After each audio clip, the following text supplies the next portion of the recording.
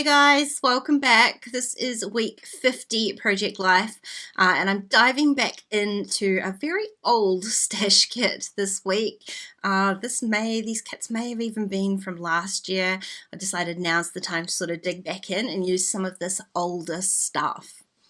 Now, I had a kind of odd situation with photos this week in that I pretty much had no horizontal photos at all. I think I might have had a couple, but I ended up using them for December daily, so I decided not to repeat them in here. And so I'm going to have to do a little bit of kind of creative thinking this time. I've printed out a bunch of vertical 3x4s and I've got a few little square photos.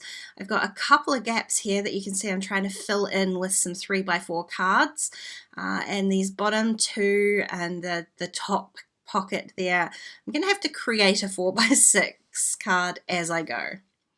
Now my photos are sort of a little bit all over the shop this week. I did notice, obviously it was the week of donuts. I only noticed when I put the photos down, there's 2 donut photos this week, and a whole lot of pink in there as well. So I'm going to try and balance out some of that pink with some other colors, but I'm not going to end up with a particularly defined color scheme. It's going to be kind of a little bit all over the show. And I'm taking that cue from the 3x4 card that I've placed in there that says small steps every day. It really is one of my favorites. I've had it in the stash for ages. It doesn't have a huge particular meaning for this week other than I was just getting through each day as I did. But I like that it's filled with all of those different colors. So that's what I'm going to kind of go for. Usually I would be tempted to play up all the pinks and add a lot more pink. But I'm not going to do that. I'm going to add a bunch of other colors, apart from that pink star paper that I'm going to use for my title card up there, because I really love it. Not necessarily that it's pink, but it is one of my favorite papers. Again, something that I've had in my stash kind of keeping, and I want to use it. So I'm going to use that for my title card. The other card that I pulled out, the 3x4 that says hello, this is our routine. And so that's kind of that, again, that kind of chartreusey, yellowy green color. So I pulled out a darker kind of mustard yellow at the top. And I've added a little bit of teal in the bottom right hand card. It's very hard to see here on camera. It is a white base and it has a very, very, very thin red lined pattern on there. So as well as adding all sorts of different colors, I also want to add those sort of lighter, brighter, somewhere for your eye to rest, I guess. And the rest of this layout is going to be pretty simple. I'm really just going to add a few stickers and embellishments to each kind of photo that I have from this kit. So for these little 3x4 to 4x6 spots down the bottom here, all I'm going to do with that one there is just add a little bit of washi tape on the back. I've got a 3x4 photo and a 3x4 card. I'm just taping that together. It is a little bit kind of floppy, but once it's in a pocket, it'll be fine. It'll have a 4x6 on the back of it, so it's not going to get damaged in any way. Now, since I've used those kind of mustardy and chartreusey kind of colors, I added a little puffy sticker onto my black and white photos to bring that kind of that yellow tone up into there. Now these 4x6, the other 4x6 cards that I have are not as hard because I can just add my 3x4 photo on top, and so I do have that much sturdier kind of 3x4 card going on. I've got 2 of those. I've just added all of those photos in there and I can start playing around. Now this kit, like I said, is super old, so a lot of the embellishments and the stickers and whatnot I've used a fair amount of, or probably a fair amount of what I'm ever going to use. There's a few chipboard sheets in here that are a little bit, they're not my colors, they're not really even my sort of sentiments, I guess. So what I have done is left out this stash kit on my desk, and I think I'm going to break it apart and remove anything that I no longer think I'm going to use and stash everything away. So all of the papers will just go into my scrap paper stash, the cards will just go into my card filing, and any embellishments will go into my random embellishment box. So I think this kit is pretty much done as far as I'm going to be able to use it as a kit. So while I've been rabbiting on, you can see I've just been adding like just one little sticker to each kind of card or photo.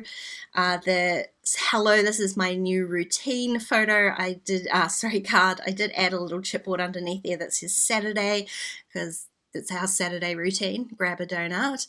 And the other ones, I just kind of taken my cue from that. So I'm adding one little chipboard or a puffy sticker or a tiny word sticker here, there, and everywhere. And that's pretty much going to be my recipe for this page.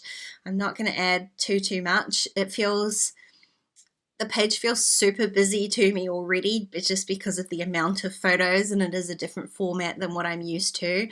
I mean, I'm glad I was able to use these 3x4 photos, but it's not my favorite. I think with these page A design, page protectors, design A, sorry, I do prefer the 4x6 spots rather than these 3x4 ones.